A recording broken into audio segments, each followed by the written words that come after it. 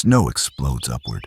A white shape punches through the wind, wings wide, eyes locked, no hesitation. -40. No shelter. Just motion. And intent. Out here. Stopping is how you disappear. This is Canada in winter. A place where sound freezes, shadows stretch forever, and survival is supposed to be optional. For most animals, it is. For these birds, it's mandatory. They hunt when daylight barely shows up. They dive into black water that steals heat in seconds. They stand still while storms erase the horizon. And wait. Because waiting works here. Across tundra, boreal forest, and fractured ice, these birds didn't just adapt to cold. They leaned into it, shaped their lives around it. Feathers as insulation, instincts as algorithms, timing as everything. And here's the part that matters. They aren't surviving alone. Their strategies overlap, collide, and quietly compete. Hunting styles, energy budgets, risks taken when the margin is already gone. Some endure by staying invisible, some by being faster, some by gambling everything. Every single day, because the cold never blinks. So when winter strips the land down to nothing but ice and breath, when warmth becomes a rumor, which strategy actually wins? And how close are they really to losing it all? The tundra is empty, until it isn't. A white shape lifts off the snow. Slow, silent, deliberate. No dramatic dive, no rush, just patience. Weaponized. This is the snowy owl. And yes, it looks like winter gave up and learned how to stare back. All that white plumage, not elegance, insulation. A flying parka with talons, built to sit still when everything else is burning calories it can't afford. Here's the awkward part. Snowy owls don't hunt like most owls. They hunt like someone waiting for a bus that may or may not exist. They perch for hours, scanning frozen nothingness for the slightest movement. Lemmings, voles, anything dumb enough to twitch. And when food crashes, so do their life plans. Some years, lemmings boom, and snowy owls raise huge families. Other years, nothing. No rodents, no safety net. So they leave. That's why one winter, a snowy owl shows up at an airport in Ontario, staring down jet engines like they owe it money. It's not lost, it's desperate. They fly south not because it's warmer, but because starvation is colder. And here's the irony. Snowy owls are built for extreme cold, but not for unpredictability. Their entire strategy assumes the Arctic will keep its ancient rhythm. Boom, bust, repeat.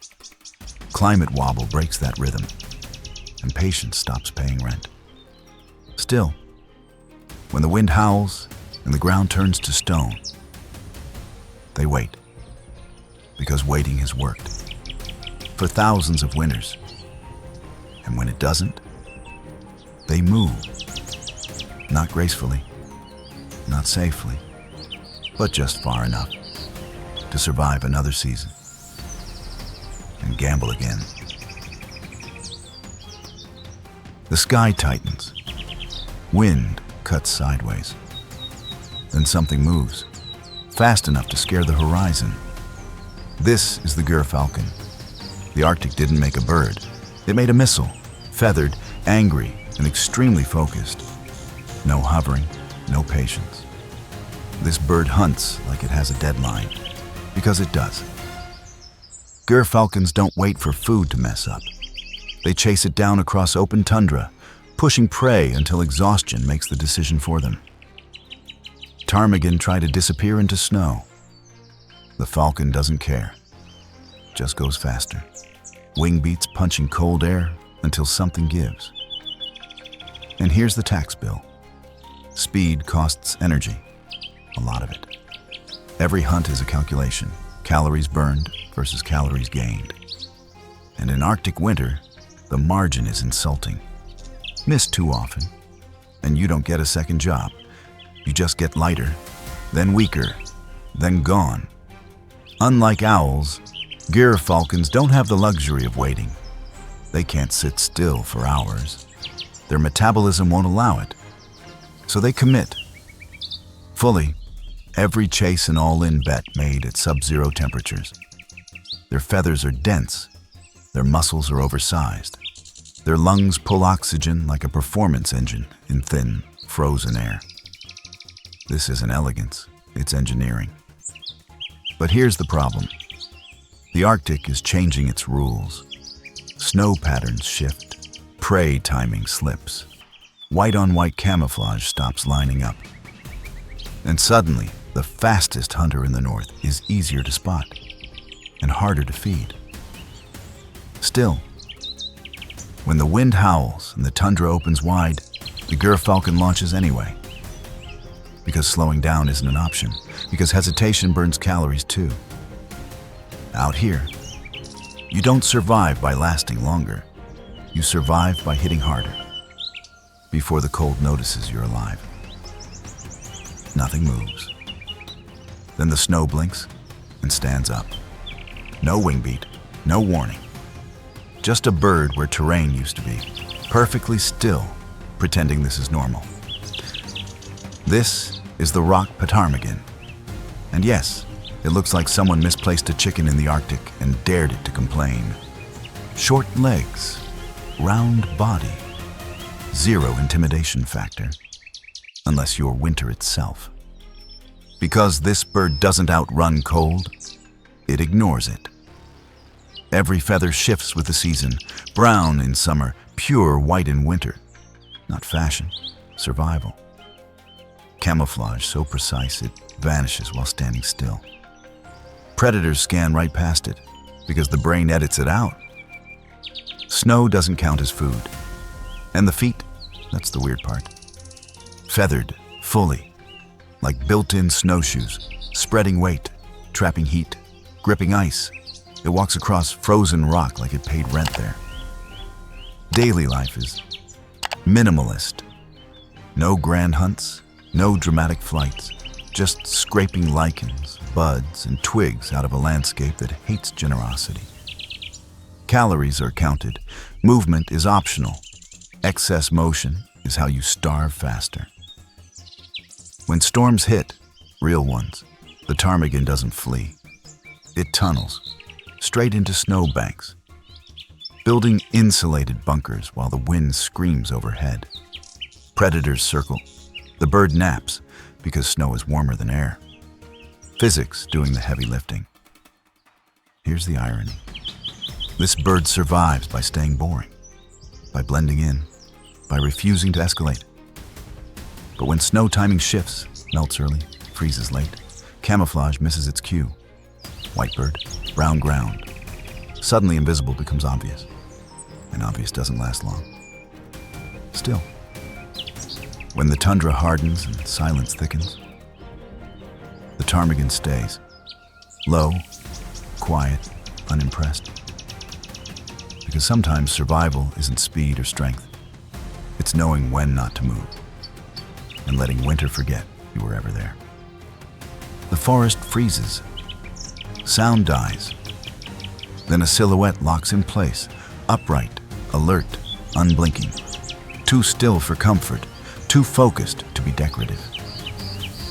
This is the northern hawk owl, an owl that hunts like it borrowed tactics from daylight and never gave them back. Most owls wait for darkness. This one refuses. It hunts in full sun, scanning from treetops, head barely moving, eyes drilling through snow like it's paper. Prey twitches. Decision made. The dive is straight, fast, final. Here's the tension. Daytime hunting in winter is a gamble. Light helps vision, but it also exposes you. Every move is visible. Every mistake is public. There's no shadow to hide in, no cover from the cold wind cutting across open forest. So the hawk owl compensates by being precise. Ridiculously precise. It doesn't hover. It doesn't hesitate. It tracks rodents beneath snow by sound, Timing the strike to the exact second movement betrays location. Too early? Miss? Too late? The tunnel goes quiet, and the calorie math gets ugly. And those wings, narrow, pointed, built for speed, not floating. Fast enough to chase, sharp enough to correct midair. But speed burns fuel, and winter doesn't offer refunds. Miss a few hunts in a row, and confidence becomes risk. Risk becomes hunger. Hunger becomes the thing that makes predators sloppy. Yet the hawk owl keeps choosing daylight, because waiting isn't its skill, because speed is the strategy, even when the margin shrinks to nothing.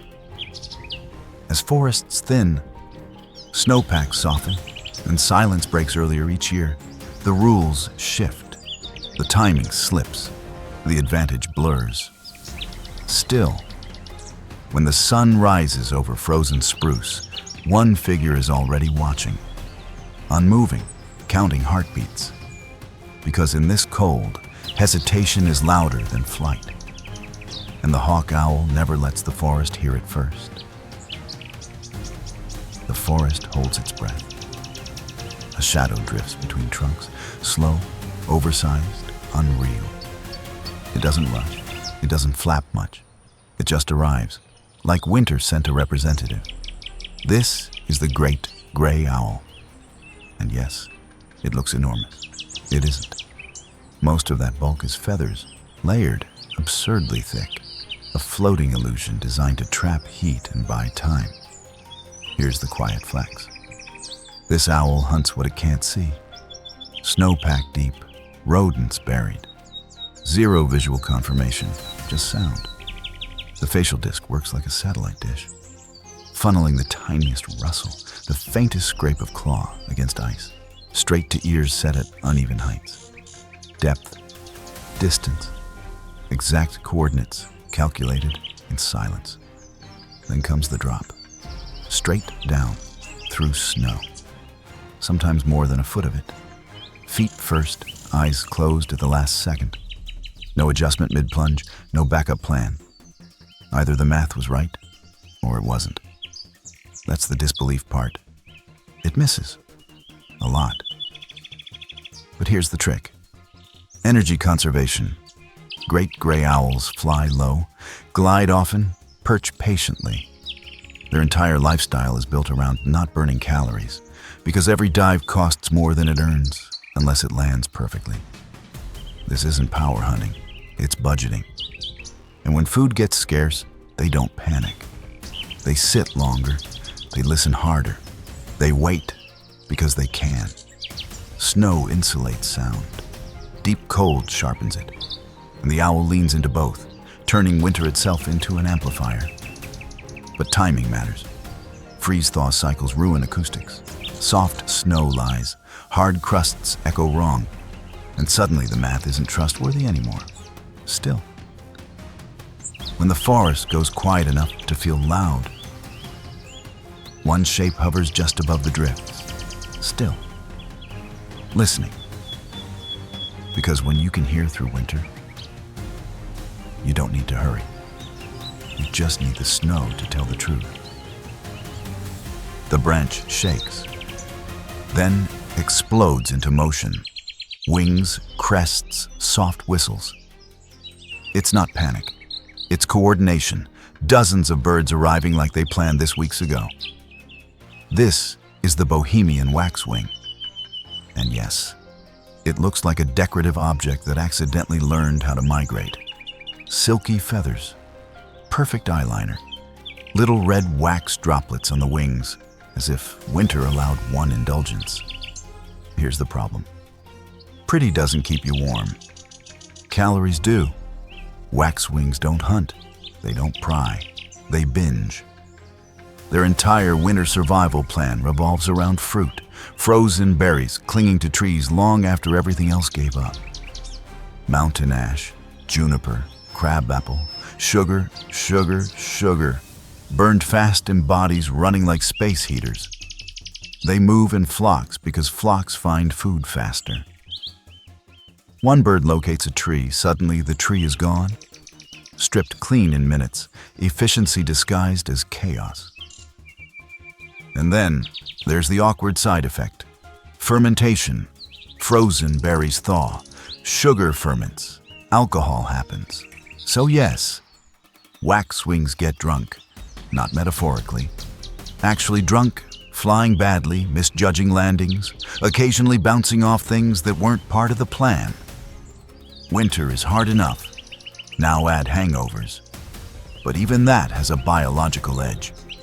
Their livers process alcohol faster than most birds. They recover. They recalibrate. They go find another tree.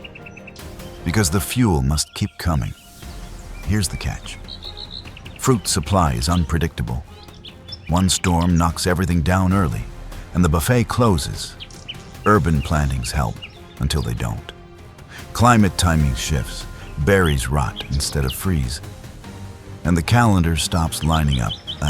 Still.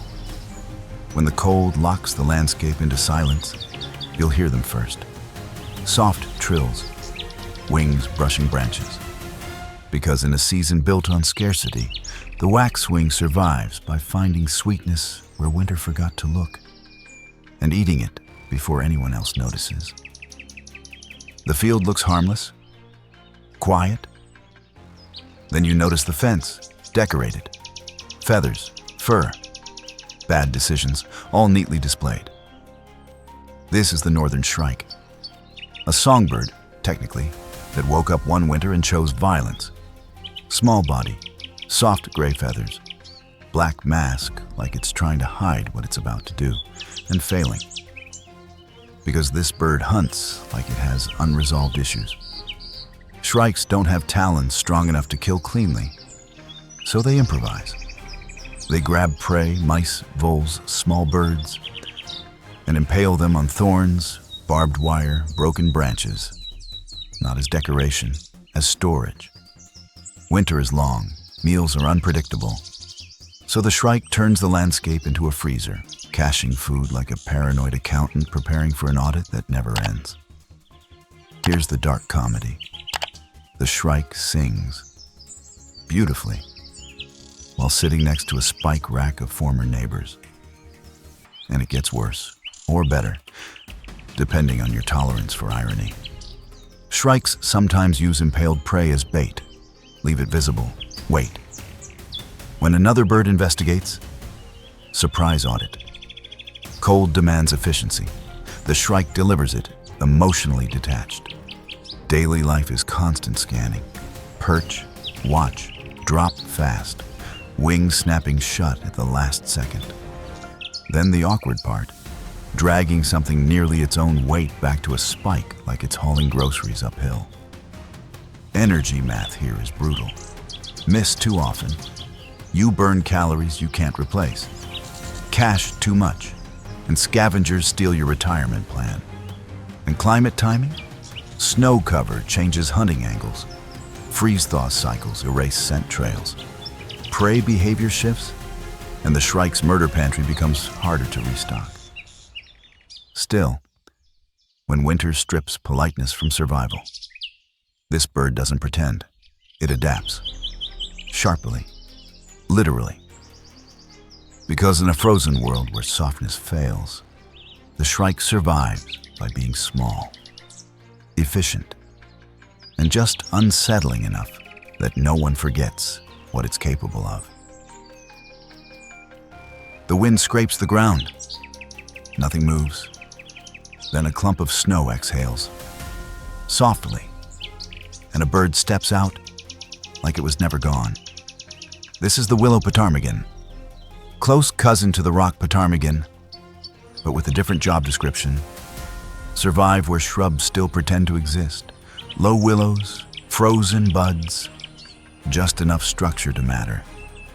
It looks harmless, round, short-legged, built like it avoids stairs on purpose. Because efficiency here isn't about elegance, it's about not spending calories on nonsense. Willow ptarmigan don't migrate far. They double down. Winter hits, and instead of leaving, they change everything. Plumage turns white. Feet grow thick with feathers. Even their beaks get tougher, built to nip woody buds that taste like regret. Daily life is quiet struggle. They feed at dawn and dusk, when predators hesitate and light lies. They move in loose groups, not social, just practical. More eyes, less dying. And when storms roll in, real ones, they vanish. Not flying, burrowing. They dive into snowdrifts and tunnel out insulated chambers, warmer than the air, calmer than the wind. While predators circle above, the ptarmigan waits, heart rate down, metabolism low, winter temporarily fooled. Here's the risk. Their camouflage depends on timing. Snow late, white birds on brown ground, targets. Snow early, food buried too deep, hunger. The margin is thin and shrinking. Still, the willow ptarmigan stays stubborn, grounded, unimpressed by drama. Because in a season where moving costs lives, staying put becomes a strategy. And when the cold demands payment, this bird pays slowly, in patience, in silence, in refusing to panic. While winter tries to notice it exists, the river doesn't freeze politely. It fractures, explodes over rock. Ice rims the edges like teeth, and something small launches straight into it. This is the harlequin duck, and it has chosen the worst possible place to spend winter. Fast, violent rivers where the water never calms down. Bright patterns, bold stripes, looks like a toy dropped into whitewater, which feels irresponsible until you realize this bird is built for chaos.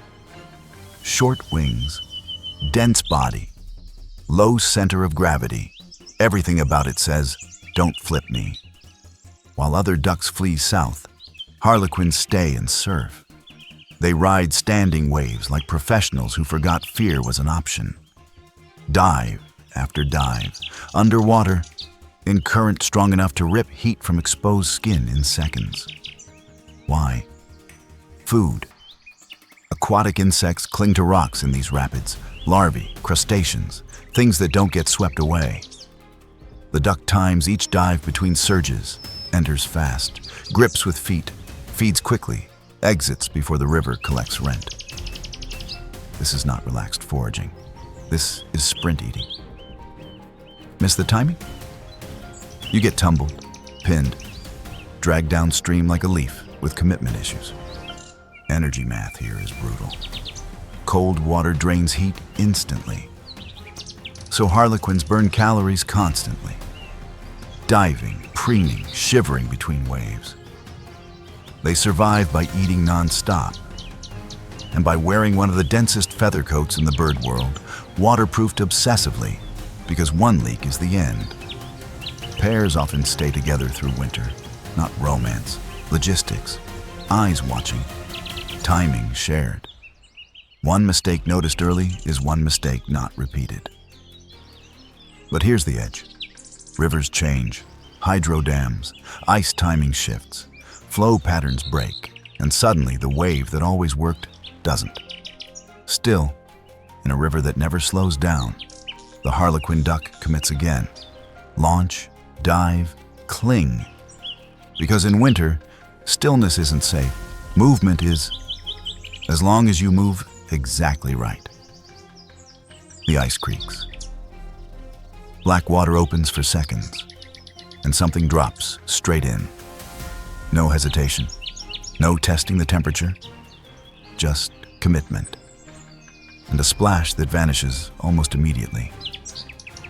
This is the king eider, a sea duck that looks like it was designed by someone who refused to choose between royalty and survival. Soft pastels, a swollen orange bill like a badge of authority, worn proudly in a place that doesn't care. Because winter here is liquid death. The Arctic Ocean strips heat faster than air ever could. One mistake, one leak in the feather coat, and muscles lock. Flight becomes theoretical. Survival becomes short. So king eiders go all in on insulation. feathers layered like composite armor. Down so dense it traps warmth even while diving. Blood flow adjusted mid-dive, shunting heat away from extremities, protecting core systems like a ship sealing compartments. They dive deep, cold water, low light, crushing pressure. Down there, clams, mussels, hard-shelled calories buried in seafloor gravel.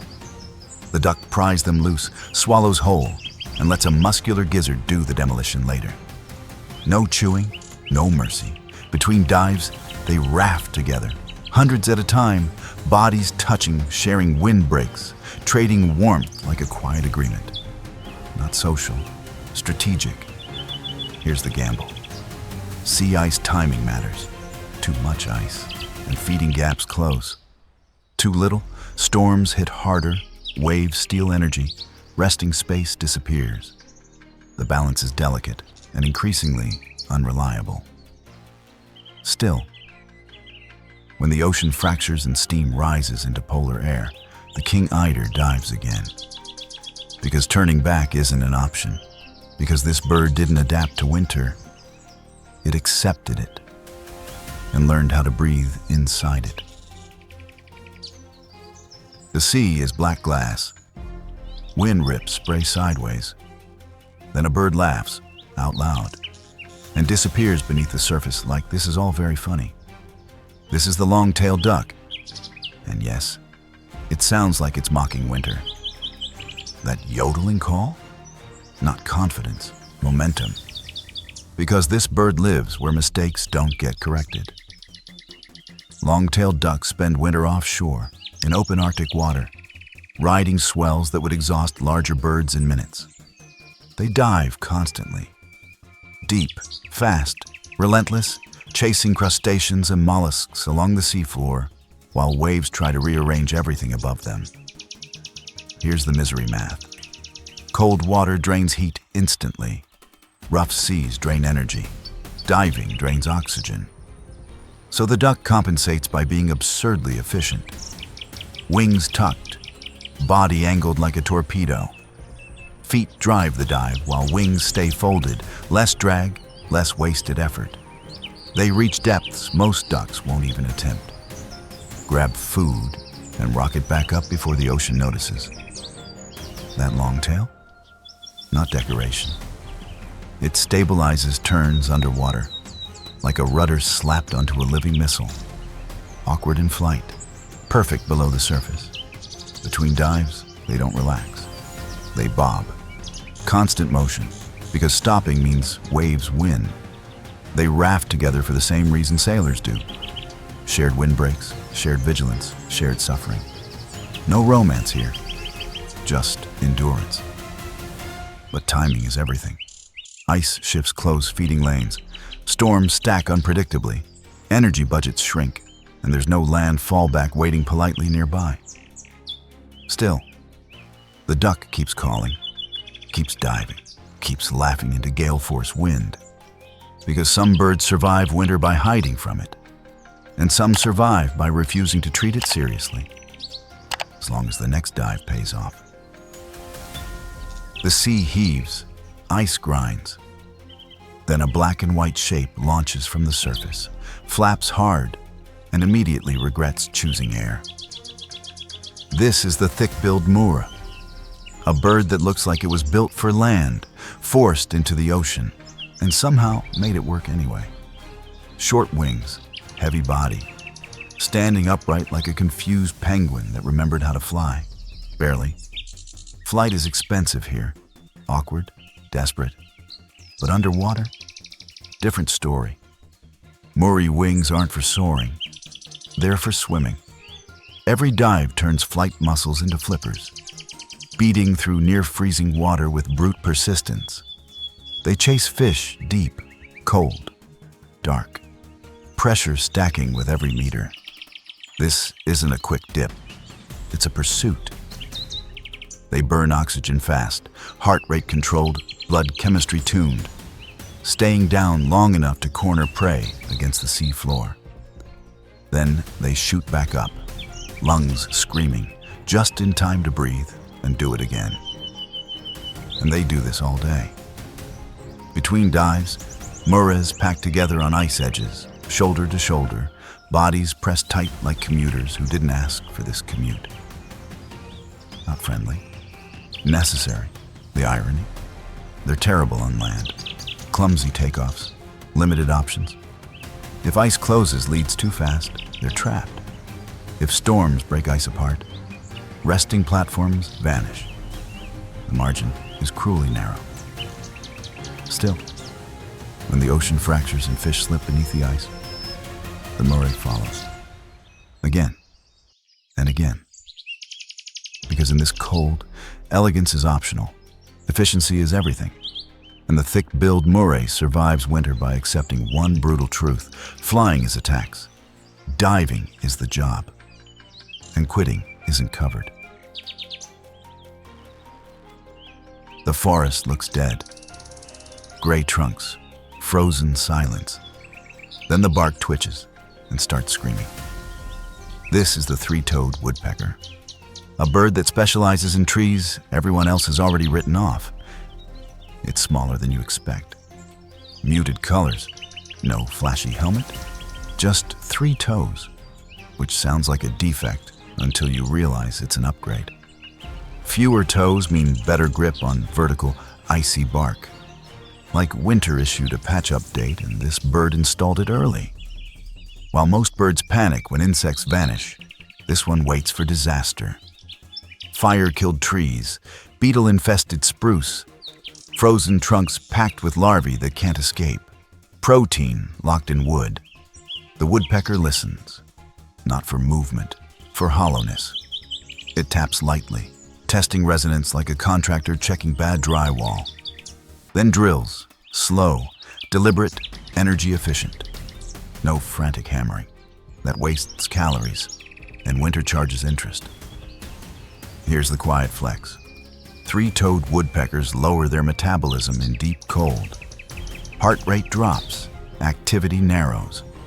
They turn winter into a waiting game, extracting food methodically while other species gamble. And because dead forests scare people, they scare predators too. Sparse cover, few ambush points. The woodpecker works alone, unnoticed, in places no one else bothers to hunt. But there's a problem. Modern forests get cleaned up, dead trees removed, burns suppressed, beetle outbreaks managed. The very chaos this bird depends on, erased for neatness. Still, when snow piles high and trunks go silent, one bird keeps tapping, testing, listening, because winter doesn't kill everything. It just hides calories in places that reward patience. And the 3-toed woodpecker survives by knowing one uncomfortable truth. Sometimes the safest place to feed is where the forest already looks finished. The swamp shouldn't be alive. Ice rims the water. Mud locks up. Then something rustles. Soft wing beats, nervous movement. Life where winter forgot to erase it. This is the rusty blackbird, and it's surviving in a season it was never built to like. In summer, this bird is sharp, glossy, confident. In winter, it looks tired. Feathers dull, edges frayed, like a commuter still wearing work clothes long after the office shut down. Because winter hits rusty blackbirds sideways. They're not tundra specialists, not ocean divers. They depend on wetlands, places that freeze unpredictably, half open, half dead. So survival becomes improvisation. They flip leaves, probe slush, pry frozen debris apart for insects that didn't plan well. Every meal is small, and every calorie is earned with cold feet and constant motion. Flocks form, loose, uneasy, not social bonding, shared anxiety. More eyes scanning for predators, while everyone feeds fast and nervously. Here's the bitter irony. This species is disappearing. Fast. One of the steepest declines of any North American songbird. And winter is part of the problem. Wetlands drained. Flood patterns altered. Freeze-thaw cycles wreck timing. Insects vanish when birds still need them. The margin collapses quietly. No dramatic crash, just fewer birds returning each year. And unlike Arctic specialists, rusty blackbirds can't lean into cold. They endure it. Still, when slush clings to branches and the swamp creaks instead of flows, they stay, picking, searching, refusing to vanish on schedule.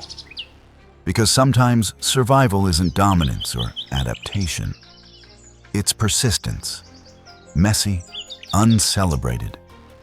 And in a winter that keeps shifting the rules, the rusty blackbird keeps showing up anyway, even as the world makes it harder every year to justify that effort. The marsh is frozen wrong. Shallow water locked, wind pushing sound sideways. Then two white figures step forward, impossibly tall, like winter forgot to scale them down. This is the whooping crane, and it should not be here, not like this. Long legs, exposed skin, a body built for wading, not for standing still while cold climbs upward inch by inch. Every part of this bird looks like a liability in winter. And yet, here it is. Whooping cranes don't survive cold by conquering it. They survive by timing, precise, fragile timing. Migration is everything. Leave too early, storms catch you. Leave too late, wetlands freeze before you refuel. Miss one stopover, and the math collapses fast. They travel as pairs or families, not for warmth, but for coordination. Eyes scanning ahead, decisions shared. Because landing in the wrong place can mean shallow water freezing overnight, and legs trapped where predators don't need to hurry. Daily winter life is cautious movement, slow steps through ice-fringed marsh, probing for roots, tubers, anything buried before the freeze sealed it away. Food is sparse. Energy margins are thinner than they look. And here's the quiet terror. There aren't many of them. Every loss matters. Every misstep echoes. Power lines, habitat gaps, storms that arrive early or refuse to leave. Winter doesn't just test bodies here. It tests a population already living on borrowed time. Unlike the others, no insulation tricks, no diving, no tunneling, just endurance. Stretched across thousands of miles and generations that almost didn't happen. Still, when frost coats the marsh and silence gets heavy, the cranes stand tall, alert, watching. Because survival, at this scale, isn't about outlasting winter. It's about arriving on the other side. Together. And hoping the calendar still remembers how to meet them there. The cold never chose favorites. It just kept asking the same question, again and again. Who's still standing? Some waited, some chased, some dove into black water that steals heat in seconds and trusted their bodies to figure it out later. Different strategies, same risk. Because winter doesn't reward effort, only timing. What ties them together isn't toughness. It's precision. Feathers layered just enough. Calories counted too closely. Arrivals timed to a world that used to keep its promises. And now, those promises slip. Snow comes late. Ice breaks early. Food shows up, then vanishes.